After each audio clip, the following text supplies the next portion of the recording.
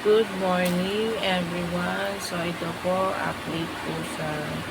update na naman po sa buhay namin.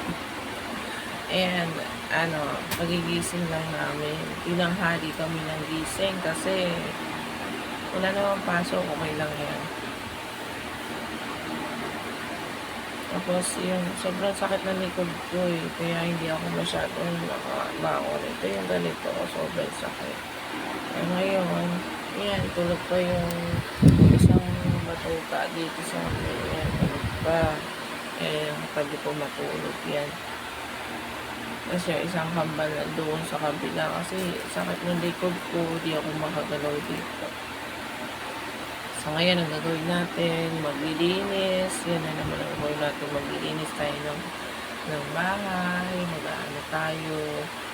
Then, bukas sa itindahan. So, dilikpit tayo. Tapos magluluto na naman tayo dahil wala pa rin tayong gato. Ano pa rin, mamaya pa kami bibili ng gas.